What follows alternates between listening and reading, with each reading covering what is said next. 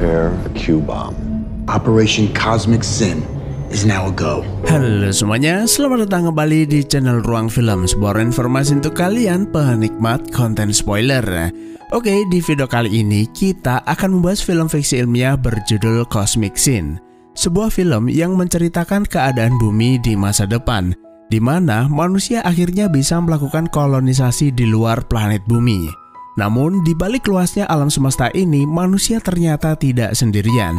Sebuah koloni entitas asing yang gemar menguasai dunia lain tiba-tiba muncul dan mengancam peradaban manusia. Jadi, tanpa berlama-lama, mari kita langsung masuk aja ke pembahasan filmnya. Sekitar 6 tahun dari sekarang, atau tepatnya tahun 2031, manusia berhasil melakukan koloni pertamanya di planet Mars. 11 tahun kemudian, atau tahun 2042, manusia mulai membentuk badan aliansi, serta berhasil menciptakan teknologi berbasis kuantum yang memungkinkan manusia memperluas area kolonisasi hingga keluar tata surya. Atau sederhananya, dengan teknologi tersebut, manusia bisa berpindah ke tempat yang jaraknya ribuan tahun cahaya dalam waktu singkat. Sejak aliansi didirikan, manusia berhasil membangun setidaknya 3 daerah koloni di luar bumi, yaitu planet Mars, JFD, dan planet Elora. Namun sayangnya, di tahun 2281, koloni di planet Mars mengalami kegagalan. Dan di tahun 2519, peradaban manusia di planet JFD melakukan pemberontakan terhadap aliansi. Yang pada akhirnya, seorang jenderal aliansi bernama James Ford terpaksa menjatuhkan quantum bomb atau yang mereka sebut dengan Q-bomb ke planet JFD untuk mengakhiri perlawanan. Hal tersebut membuat planet JFD lenyap seketika. Dan setidaknya ada 70 juta nyawa manusia melayang, yang nantinya akan membuat James dijuluki sebagai jenderal paling berdarah dalam sejarah umat manusia. Meski ada banyak yang mendukungnya, tapi tidak sedikit juga yang mengutuk perbuatannya. Dan atas dasar kemanusiaan, Dewan Aliansi pun akhirnya memberhentikan sang jenderal secara tidak hormat. Adegan kemudian berpindah ke sebuah planet tambang milik perusahaan vendor. 2 orang petugas yang sedang ditugaskan di tempat tersebut tiba-tiba disatroni entitas asing tidak dikenal. Mereka kemudian melaporkan hal tersebut kepada Komando Aliansi, bahwa salah satu petugas diserang entitas asing yang diduga adalah alien. Namun belum selesai ia menjawab komunikasi dari Komando Aliansi, ia keburu diserang. Komando Aliansi kemudian melaporkan insiden serangan alien tersebut kepada Jenderal Aliansi bernama Ryle. Mereka juga menyampaikan bahwa kru yang selamat dari serangan tersebut saat ini dalam perjalanan kembali ke pangkalan. Menyadari bahwa kontak dengan entitas asing bisa saja membuat mereka terkontaminasi, Ryle meminta komando mengutus seorang dokter bernama Leagos untuk melakukan pemeriksaan fisik terhadap para penyintas, serta mencari di mana keberadaan mantan jenderal aliansi yaitu James Ford lalu membawanya ke pangkalan. Get me James Ford. Sementara di sebuah bar, James yang saat ini menyandang status sebagai warga biasa terlihat asik menikmati minuman bersama rekan seperjuangannya bernama Des. Seorang remaja tiba-tiba mendatangi James, menghinanya dengan kata-kata kasar lalu memintanya keluar karena kelompoknya itu nggak sudi berbagi tempat dengannya. Des mengingatkan agar remaja tersebut menjaga kata-katanya, tapi ia malah semakin ngelunjak yang membuat James kesal lalu memberi pelajaran kelompok remaja tersebut.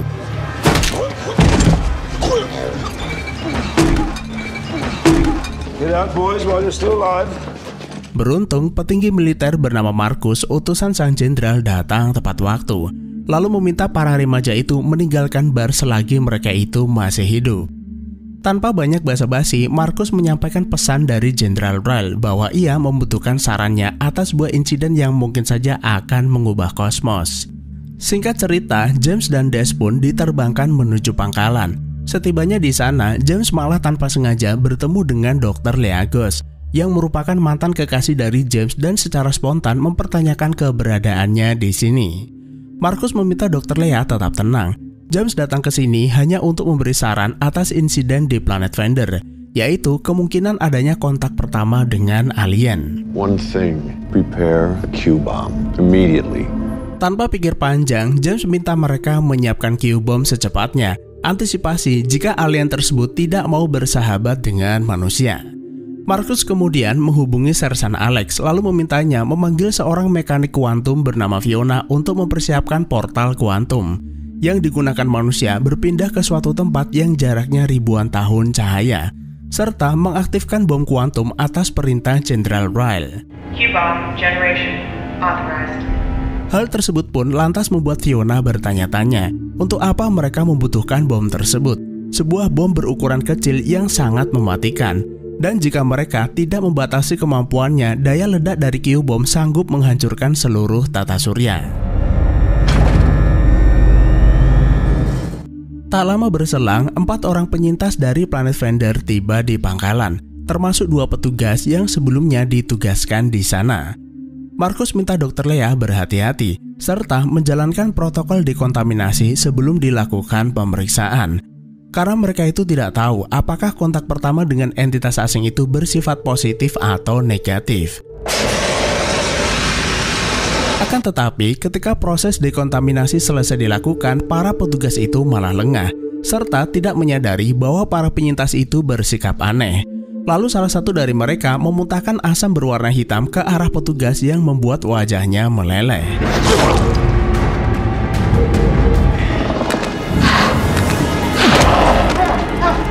Seorang anggota militer bernama Braxton yang juga merupakan adik sang jenderal memperingatkan agar mereka itu tidak mendekat. Tapi mereka tidak mau mendengar yang pada akhirnya memaksanya melepaskan tembakan. Tembakan itu ternyata nggak mempan. Braxton kembali melepaskan tembakan tepat ke arah bola mata mereka dan berhasil menjatuhkannya. Alex lalu meminta Dr. Leah dan yang lainnya mundur, kemudian menyegel ruangan tersebut serta menyalakan alarm darurat. Seorang anggota yang sebelumnya diserang dengan cairan hitam ternyata masih hidup lalu memohon agar Sersan Alex membukakan pintu. Namun sebelum mereka melakukannya, salah satu dari penyintas itu mengambil senjata lalu menembak kepalanya. Dr. Leah pun akhirnya menyadari bahwa para penyintas itu bukanlah diri mereka sendiri, melainkan ada sesuatu merasuki tubuh para penyintas tersebut lalu menjadikannya sebagai inang. Sadar situasi bisa saja menjadi berbahaya, Braxton kembali menembak, yang justru memancing mereka melakukan tindakan agresif dan berujung aksi baku tembak di antara keduanya. James yang mendengar keributan tersebut buru-buru pergi ke ruang senjata untuk membantu anggota militer yang terlihat mulai kewalahan. Karena setiap kali seseorang terkena cairan hitam mereka, seketika mereka pun terinfeksi yang membuat jumlah mereka terus bertambah. Sementara di luar, Ryle yang baru saja sampai memerintahkan anggotanya menyegel pangkalan lalu segera bergabung dengan yang lainnya. Lalu di ujung lorong, Ryle menemukan seorang prajurit terluka parah. Prajurit itu minta Ryle membunuhnya karena ia sudah terinfeksi. Ryle memintanya bertahan lalu memberinya senjata untuk bertahan. Tapi senjata itu malah ia gunakan untuk menembak kepalanya sendiri daripada tubuhnya itu dikendalikan alien. Sementara di tempat lain, Dr. Leah dan yang lainnya semakin terpojok. Dan sayangnya karena Sersan Alex kurang berhati-hati, ia terkena tembakan tepat di dahinya yang membuatnya tewas seketika.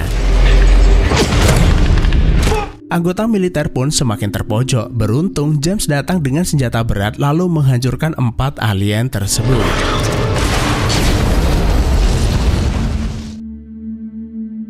Setelah situasi kembali normal, Ryle meminta Dr. Leah dan James menjelaskan apa yang terjadi pada para penyintas. Jika analisanya benar, tubuh para penyintas itu dirasuki sesuatu yang ada kemungkinan terjadi ketika mereka melakukan kontak pertama di planet Fender, yang artinya manusia selama ini tidak sendirian di alam semesta.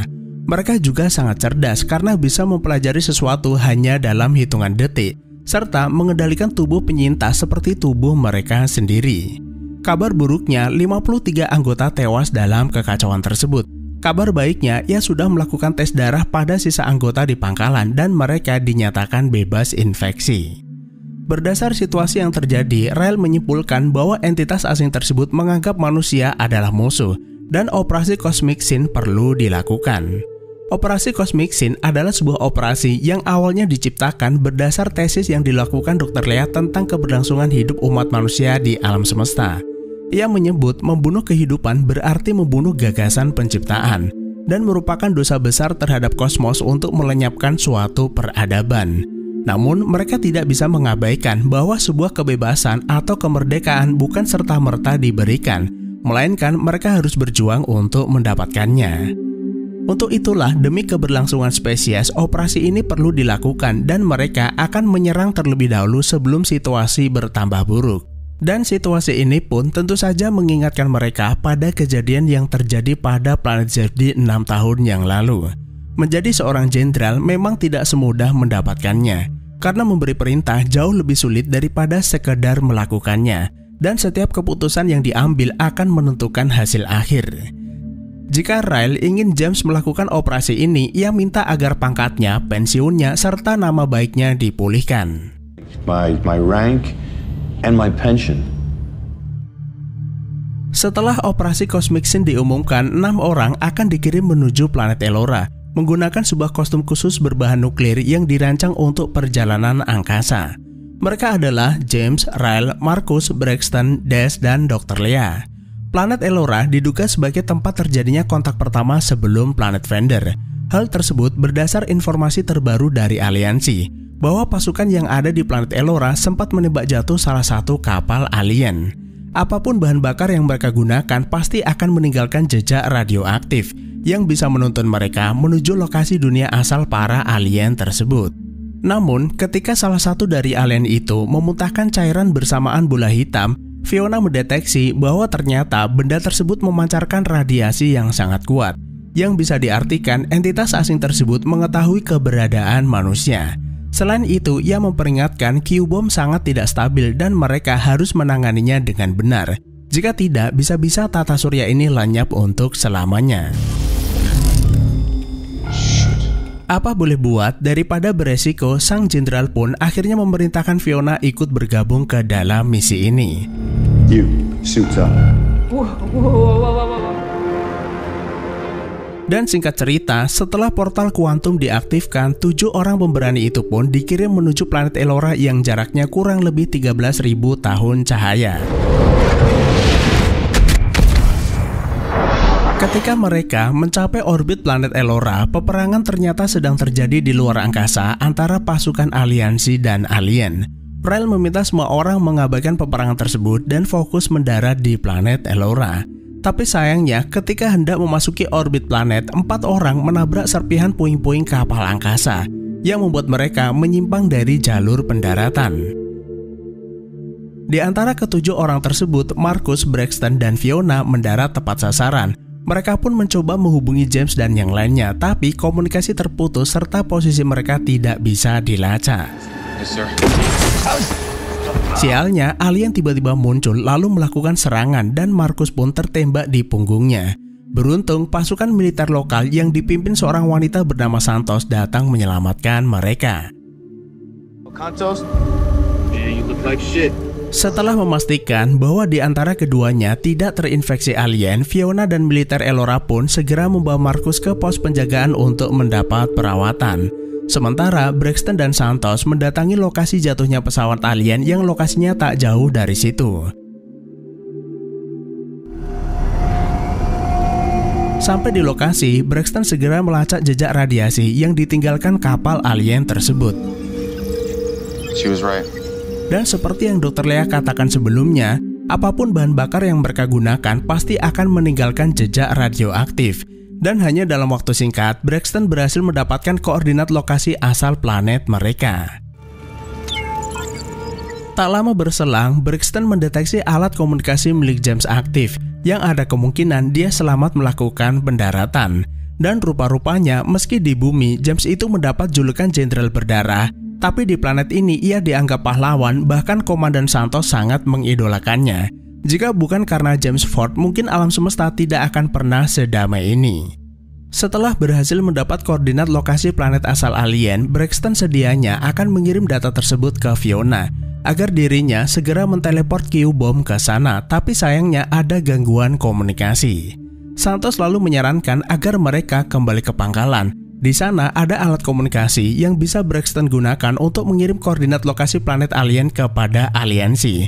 Tapi sebelum itu, sebaiknya mereka menjemput James terlebih dahulu.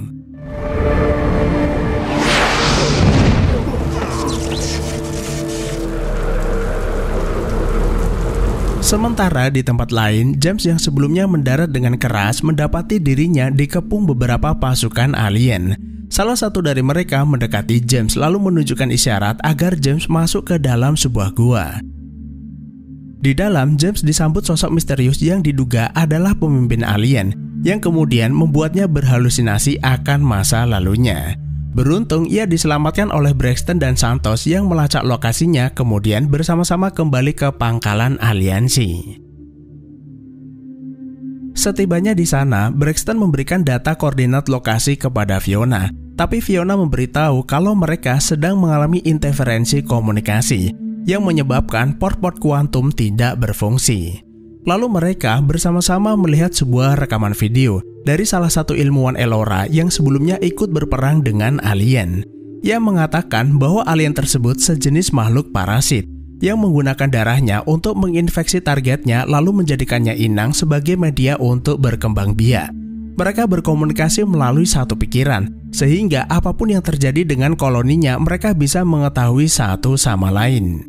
Berdasar keterangan ilmuwan tersebut, James akhirnya menyimpulkan bahwa tujuan kedatangan alien bukan untuk menghancurkan peradaban ataupun memusnahkan manusia, melainkan akan menggunakan tubuh manusia untuk melangsungkan kehidupan mereka.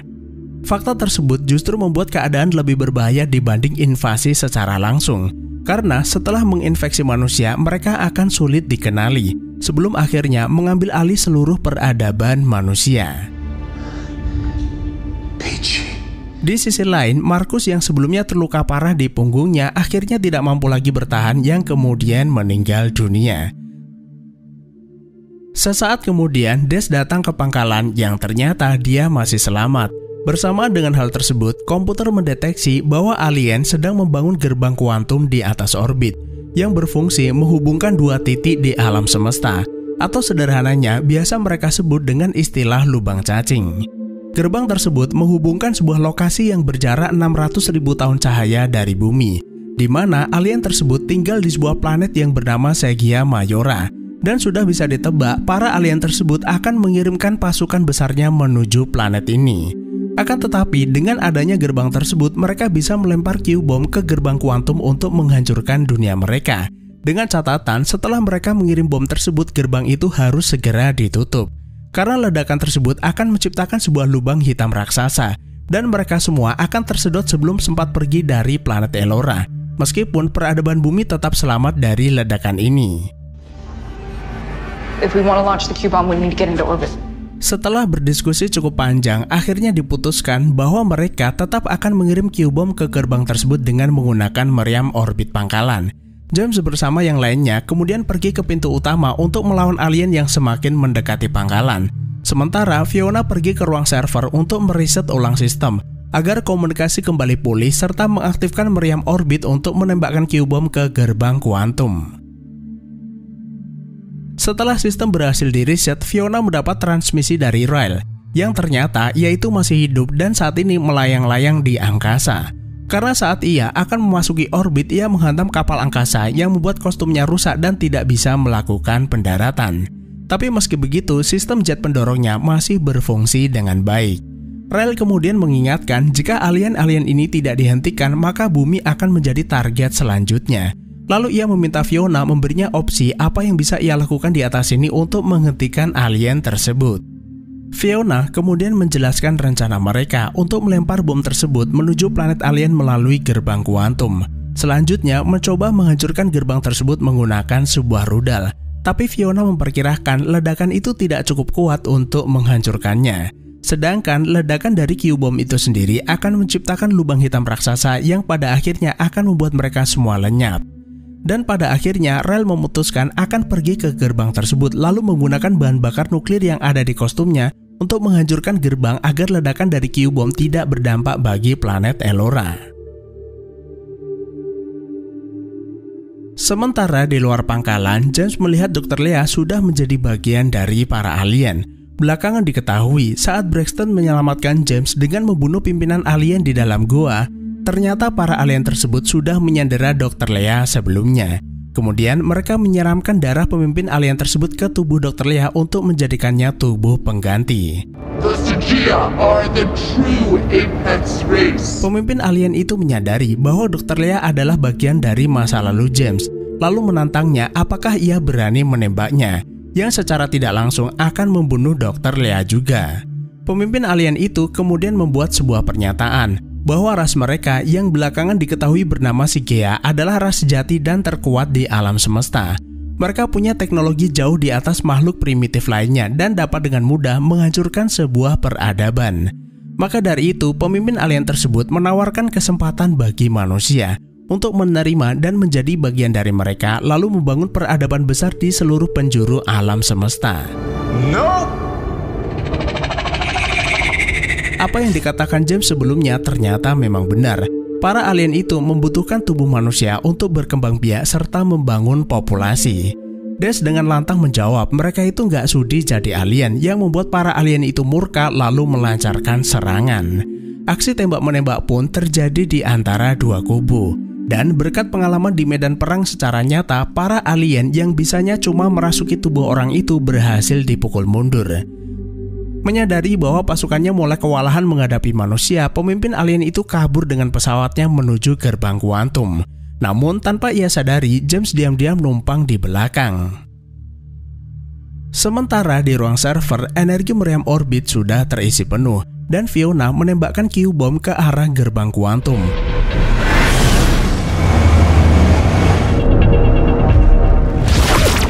Tapi sayangnya bom itu berhasil dihentikan si pemimpin alien yang sudah tiba di sana.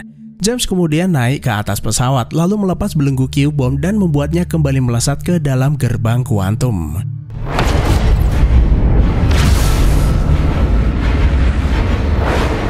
Di sisi lain, Rael yang saat ini berada di struktur gerbang kuantum kesulitan mengaktifkan mode penghancuran diri di kostumnya. Lalu ia meminta Fiona agar menembakkan sebiji roket ke arahnya untuk memicu bahan bakar nuklir yang ada di kostumnya. Gabungan ledakan dari keduanya bisa dengan mudah menghancurkan gerbang kuantum. Tanpa mereka sadari, Braxton diam-diam nyusul Fiona ke ruang server. Rael yang mendengar kedatangannya berkata sudah saatnya berpamitan. Meski Braxton gak rela, tapi bersama Fiona mereka akhirnya menembakkan sebuah roket menuju gerbang.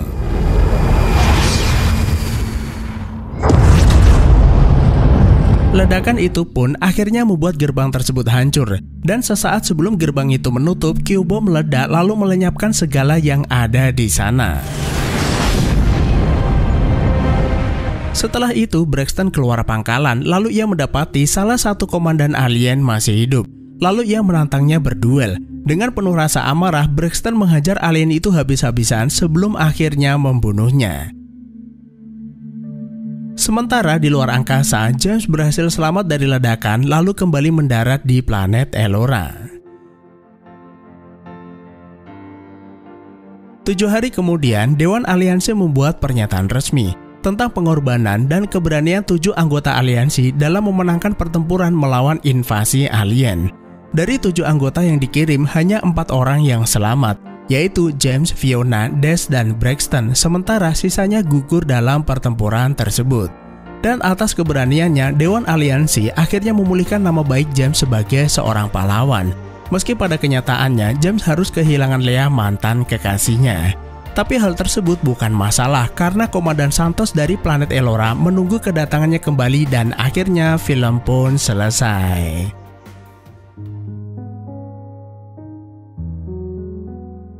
Secara keseluruhan, film Cosmic Sin ini sebenarnya berjalan lurus dan mudah dipahami. Tentunya setelah kita melihat film ini lebih dari sekali atau menonton alur cerita filmnya. Karena banyak orang mengatakan film ini tuh biasa saja dan plotnya cukup membingungkan. Kalau menurut Mimin sendiri sebenarnya bukan membingungkan. Lebih tepatnya, cerita film ini tidak ditulis dengan baik dan terlalu banyak adegan yang dipotong. Semisal apa sebenarnya alasan yang membuat James melenyapkan planet ZFD selain sekedar untuk membasmi teroris. Kemudian setelah mengetahui ada serangan alien, Jenderal Aliansi tiba-tiba memanggil James Ford, mantan jenderal yang diasingkan, kembali ke pangkalan untuk membantu mereka. Seakan jenderal ini tuh gak mampu mengatasi masalahnya sendiri. Lebih anehnya, ketika 4 orang penyintas sampai di pangkalan, tidak satupun dari anggota aliansi itu menyadari bahwa sejak mereka keluar dari pesawat, mereka sudah menunjukkan gelagat dan wajah yang tidak biasa, dan dengan mudahnya masuk ke dalam pangkalan sebelum akhirnya membuat keributan. Dan seandainya film ini tuh dibuat menjadi 140 menit atau setidaknya 120 menit saja, pasti ada lebih banyak adegan yang bisa ditampilkan untuk menutup kekurangan tersebut. Ditambah film ini tuh dibuat dengan efek CGI yang bagus dan dibintangi aktor senior. Namun terlepas dari kekurangan tersebut, tidak serta-merta membuat film ini tidak layak untuk ditonton dan tetap bisa dinikmati, terutama bagi teman-teman penikmat film-film bertema luar angkasa. Jadi cukup sekian saja, terima kasih udah menonton, sehat selalu buat teman-teman dan sampai jumpa di next video.